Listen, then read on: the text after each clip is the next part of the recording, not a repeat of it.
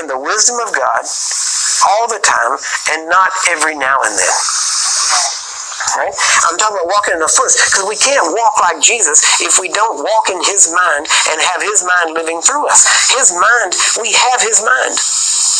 You know, it says in 1 John 2:27, you have no need that any man teach you. Why? Because the same Holy Spirit, the same anointing that abides in you, teaches you all things. You say, then why are we sitting here listening to you? Well, it's because God has placed in the body, in Ephesians chapter 4, ministries, the fivefold ministry it's usually called, and you can take, 40 years to learn healing, or you can benefit from my, almost 4 decades of study, and the Holy Spirit, if I do my job right, see, I have filled my mind with the Word of God, rightly divided, in context concerning the power and the aspect of healing from God. Now, you can spend 40 years doing the same thing, or if I do my job right, I can step out of the way, more or less, and let the Holy Spirit bring out to you from what He's put in there to you, and then you're being taught not by a man, but by the Spirit of God that is in me, and you're being taught by that Spirit, and you have no need that any man teach you, but the Spirit that is in you that's in me at this point, will be teaching you, and the Spirit in you, since they're the same Spirit, will bear witness and say that's true. You get that? It's funny because I'm talking about a Christianity that is at, honestly, a whole different level from what most people ever even think about. Most of them think about it at a level which is simply, we're here on this earth, God is in heaven, we're going to beg for everything we need, and we're going to believe God, and He's going to give it, or something along those lines, rather than realizing God is not a faucet that you turn on and off, right? You realize when Jesus said, I'm the vine, you're the branch, He didn't say, I'm the faucet and you're the water hose. Why? Because the faucet turns on and off. But when you talk about a vine and branch, the life that's in the branch comes from the vine. The life in the vine goes through the branch. There's no cutoff. Whenever there's a cutoff, the branch dies. See, that's why He was saying that. He said, listen, what's in me is flowing into you. The life that's in me is flowing into you. You have my life. That's what He was trying to tell you. I came to give you this life. What kind of life did He have? Life in abundance. So what did He say? That same life is flowing into you now. And He said, my mind is in you. My wisdom is in you. All of these things, it's all in you. That my Spirit, the Spirit that has been with you, shall be in you. And He said, that's why I got to go. Because then when I go, I can send that Spirit back, and the Spirit that was in me will be in you, and He will bear witness with you. So I'm just trying to give you an overall idea of what it means to walk. See, now, when we talk about this is just a level of walking with the Holy Spirit that you just don't hear. I listen to other stuff, and most of it is so spiritually immature that, and the bad part is, we think that's maturity. And if you think that's maturity, then when you get there, you'll stop. Rather than saying, no, that's elementary school. That's kindergarten stuff. Let's move up and walk in Christ. And if we say we are in Him, then we ought to walk even as He walked. How did He walk? Did He walk around all the time saying, Father, what next? Father, what do we do next? No, He was what? Constantly led by the Spirit. You realize, here's the problem. Most people think being led by the Spirit is that you feel the Spirit as you're walking, you feel the Spirit saying, turn here, go there. And second by second, you're trying to be led. You realize Jesus never tried to be led. He didn't have to try. Why? He was the Son of God. As many as are led by the Spirit of God, they are the sons of God. He knew, I'm a son, I'm being led. See, there's times that I can't give you the number of times that I'll be home or something and want to go somewhere for no reason. Want to go to a particular place. And invariably, whenever I have listened to that and done it, it was God. Right? But he didn't say, here's why I want you to do that. He just gives you the unction. Why? Because it is God who is at work in you, both to will and to do his good pleasure. His pleasure was for me to get up and go to this place. Why? Because there's somebody there. There was something. I went to a water place yesterday to get some water. We have jugs of water here at home. And why would I want to go there yesterday at that particular time? But it just so happened that there was a person there that while I was looking at the water and we were going to be talking to him about it, that the other person came in, and so whenever the lady started explaining to me about the water, this other lady was standing there and she said, can I listen in? So she started listening in. And then all of a sudden, for some reason, this woman standing there started spilling her guts about her life. Just started, I just went through a divorce. It was an abusive relationship, and I had to leave, and I had to actually hide and do this and get away from this, and then the lady was talking to me, and this one just started saying all this stuff. And then the woman looked at me and said, and what do you do? And I said, I'm a minister. And the woman looks at me, and I said, yeah, I can help you. And so we got to talk like for 5 minutes because they were interested in selling water. I mean, that was the whole point. They were trying to sell water. They didn't really want to do a ministry session there. That's not what they were looking for. But this person's like, do you have a card? I said, yeah. So I got to my truck, got the card. Went out. I said, yeah, you can give me a call. That's my cell number. Give me a call. Be glad to help. I said, there's issues that come with that stuff. We'll be glad to help you. We can help you. Just give us a call. And here's the office number. You can call. Make an appointment to come by. Whatever you need, just let us know. Why right then? It made no sense for me to get up and go to the water place right then. Right? I could have waited an hour. When I wanted to go to the water place, did I say, I feel the leading of the Spirit to go to the water place? No. What? Because in my head, that would have made no sense. But it is God who is at work in me, Philippians 2:13, both to will and to do his good pleasure. His pleasure was for me to get up and go because there was somebody I needed to meet. Right? There was somebody that needed help. So did I think about it? Did I feel anything? No. But the part is, I don't have to feel. Why? Because I'm a son of God, and as a son, I'm led by the Spirit. And so wherever I'm going, I'm going there to minister the gospel. For whatever it is, in any way that I do it. Now, so the whole point, when you talk about intimacy with the Holy Spirit, I'm not talking about this weird, wispy thing. Jesus wasn't weird and he wasn't wispy. Right? He moved through life. Okay. If he was weird and wispy, and I'm not condemning anybody or putting any group down or anything else, all right? You understand that?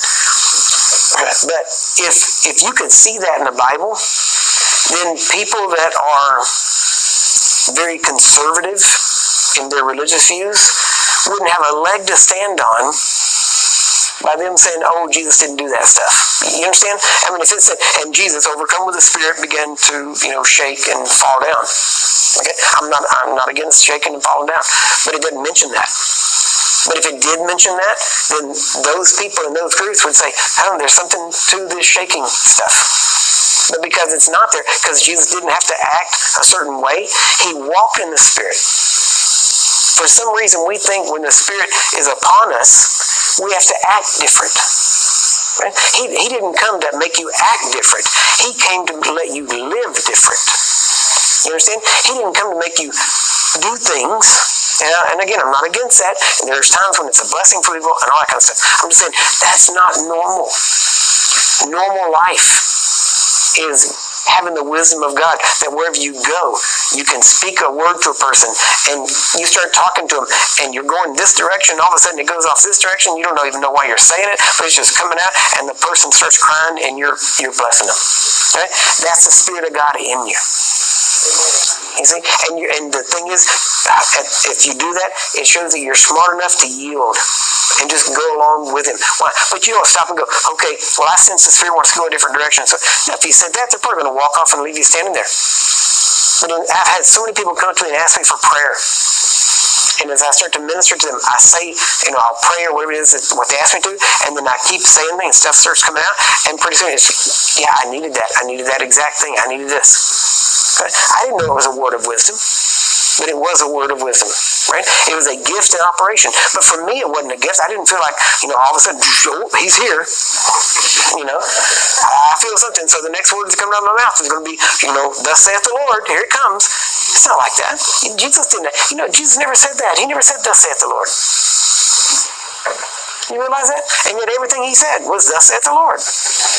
Right? Well, when everything you say is, thus saith the Lord, you don't have to say, thus saith the Lord. Right? That's how we're supposed to live. The Bible says, if any man speak, let him speak as the oracles of God. Everything you say ought to be, thus saith the Lord. So you shouldn't have to say, thus saith the Lord. Why do we do that? Because we're raised in religious circles that we think that's how you have to do it, or we are prideful and we want people to know this is God speaking and he's using me. See, it all goes back to what are you really trying to do? Are you trying to be seen? Are you trying to be heard? Or are you trying to be helpful? Are you trying to minister to people? Are you trying to love people? How is it? All I'm trying to say is that this idea of intimacy with the Holy Spirit is not what most people think it is. It is walking. He says there's one that sticks closer than a brother. Right? He's closer than your best friend. So how do you act when you get around your best friend? Every time you see him, do you get, giggly and, I just don't know if I can stand being around you. I'm going to fall down. I mean, come on. Is that how you act? No. Why? You're not going to get much done if you do that, right? Is there times for that? Absolutely. Have I had experiences with the Holy Spirit in private time of worship? Absolutely. And you say, well, what happened? It's none of your business. It's private and personal. It's between me and him, right? And it was a blessing for me. I hope it blessed him because it sure blessed me. Right? But I don't do that every day. Why? Because I'm not here to be blessed. I'm here to be a blessing. So I learned literally how to walk with him in a way that I yield to him, but as we go. Now, if he wants to go over there and I want to go over there, I can decide to go over there. He's not going to make me go over there. Right? And the amazing thing is, if I, by force of will, decide I'm going here, then whoever's over there, they will get blessed because he will still love them and bless them over there, even though he wanted me to go this way. Why? Because he's that kind of God. He's that kind of Holy Spirit. He loves people and he'll minister to them, even if listen, you could decide today, I'm going to be a missionary to, the Philippines. And God says, I really don't want you in the Philippines. I really want you over here on this Native American reservation. How about you go there? No, I want to go to the Philippines. I'm going to the Philippines. Well, guess what? You can go to the Philippines. You can bless people. People get healed. People get delivered, saved. You could cause a revival. And yet when you stand before God, God said, yeah, I blessed them all. And that was good. That's not really where I wanted you. I wanted you in that Indian reserve, even though it wasn't going to be a big revival breakout. But you went there. That's fine. You see what I'm saying? You can decide to do these things, and God will still. Why? Because God will be to you what you need him to be. Amen? Now, there are certain things that he wants. Not that he wants necessarily. He does want it. But there are things that God has said he will be to you. So let me. Is this helping you at all? I mean, because I'm trying to show you some of the things that goes beyond just our traditional view of this stuff. Right? So here he says, I'll give you a couple of scriptures. Yep. We're going to go to John 17. Isn't that where I told you to go first? Okay. 45 minutes ago? Okay. John 17, verse 15. I pray not that you should take them out of the world. This is Jesus praying. But that you should keep them from the evil. They are not of the world, even as I am not of the world. Sanctify them through thy truth. Thy word is truth. And notice this. As you have sent me into the world, even so have I also sent them into the world. Now think about this. Listen, this is not a trick question, but you don't just answer. Okay? Did Jesus represent the people, or did he represent God? Now think about it. He represented God in his life. He represented people in his death. Is that right? But when he walked this earth to show us how men walked with God living in them. Right? So he represented God to us, to people. But on the cross and at the whipping post, he represented the people before God, right? Because he went through all of that for us. So Remember, Philip said, show us the Father. And he said, I've been with you all the time. You've seen me, you've seen the Father. So what was he showing us? The Father. What was he representing? The Father. Are you with me so far? Right? Now, in verse 19, he said, and for their sakes I sanctify myself, that they also might be sanctified through the truth. Neither pray I for these alone, but for them also which shall believe on me through their word. That'd be all of us. That they all may be one, as you, Father, are in me. And notice, being in him was being one with him. And I in thee, that they also may be one in us. Hear that? We're talking about this union, this life of the vine flowing through the branch. You've got to realize, and this is honestly, it's not just my heart's cry. This is honestly, this is the cry of the Father's heart. He doesn't want us separating ourselves from him. What do? Oh God! Oh Holy Spirit! Father, send your Spirit. God, come down. Okay, if I'm talking to him that way, what does that mean? We're not one. You understand what I'm saying? Jesus never said, Father, send your Spirit. No, Jesus walked in obedience and the Spirit met him. Amen? And it landed upon him and it never says it left him. Isn't that right? So quit separating yourself from God. Quit thinking of him. Where he said, where I am, that they may be also. Wherever he is, you are. Wherever you are, he is. You're seated with him, and he's here walking with you. So whether you're here or there, you're one. You're together. Don't separate the two. Don't let any man separate what God has joined together. We use that in marriage all the time. Why don't we use it in real Christianity, which Paul used marriage to represent real Christianity? Union between God and man, to where we walk as one, to where, you think, it's funny because if you really walk with God, you understand, I'm not saying you're God, okay? If you believe you're God, ask your wife, she'll tell you you're not, right?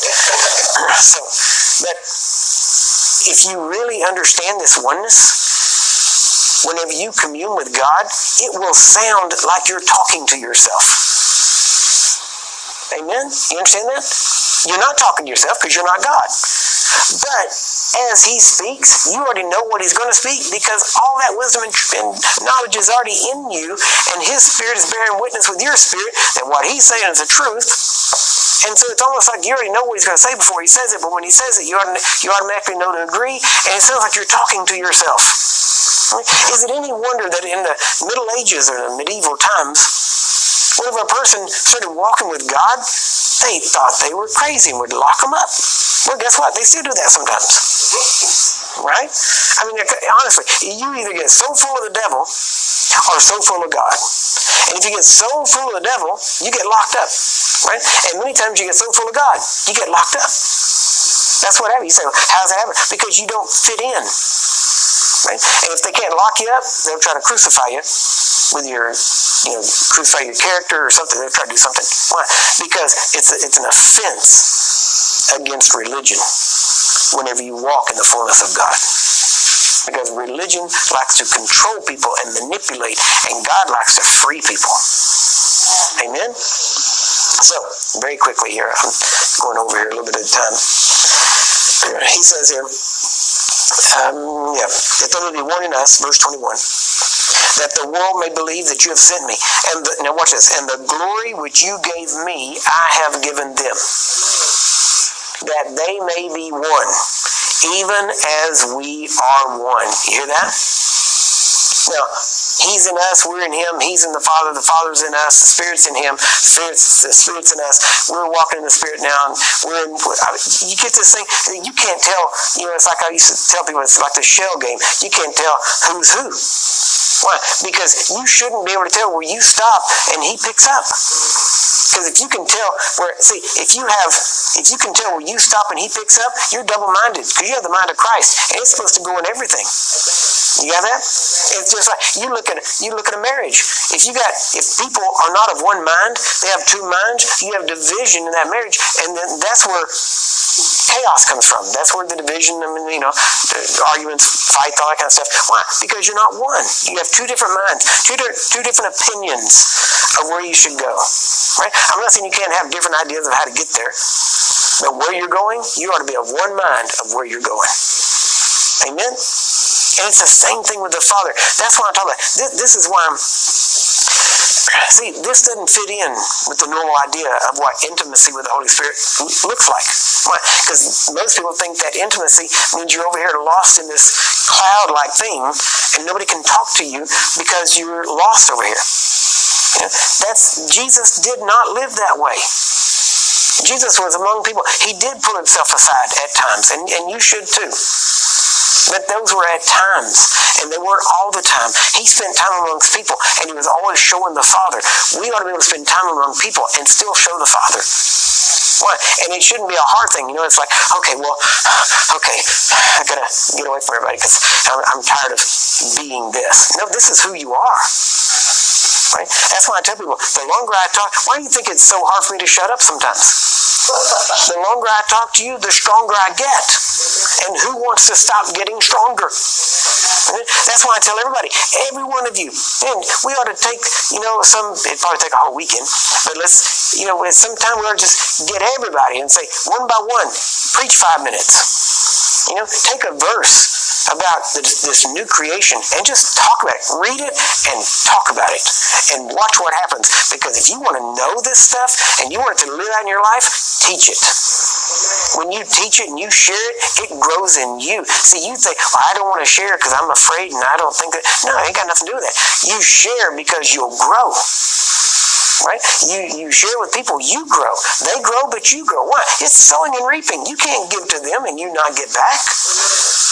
If that were true, that would make no sense for God to say, here, don't you, and this is what the church says, I poured out, and now you got to carry me off stage. Right? Well, because I've poured out so much and I'm weak and you got to carry me off because I've just poured out. Then you're doing it in the flesh. See, the longer I go, the longer I can go. Amen? Why? Because he just keeps getting stronger. And when I finish praying for people at the middle of the night, I'm not tired. Man, I'm wired. I'm ready to go to Denny's and eat, because I've been going and I still want to talk about this stuff, I want to hang out and keep talking about it. See, it's not a matter of, I'm just giving out, I just have no more to give out. Then you're doing all that out of the flesh. You're doing it out of your soul. You're doing it for out of something other than giving it out of the Spirit, because you cannot deplete the Spirit that's in you. Not if you have the same one He had in Him. Right? And if you have that Spirit, let me tell you, that Spirit, that's rivers of living water flowing out of you. And it never says, and then whenever the rivers have ceased flowing, that's when you quit giving. No, He doesn't say that. Man, it just gets stronger and stronger. Amen? And that's the way it should be for all of us. Every one of us in here have rivers flowing out of us. And you look at all these rivers, especially in the Midwest, they all where do they gravitate toward? The Mississippi. You have all these tributaries. They're all doing what? Contributing into this massive river. That's the way the body of Christ is supposed to be. We're all a tributary. We all have these rivers flowing out of us, and we get together, we got all these tributaries coming together in order to be this massive Mississippi-type river just flowing, and it should wipe out any obstruction, anything that's in the way, and the kingdom ought to just be seen through all of us. That's the way this life is supposed to be. See, even individually, listen, we're not limited. We are unlimited by the Spirit of God in us. And the only deal is, as I've said before, too many times, we end up being dams.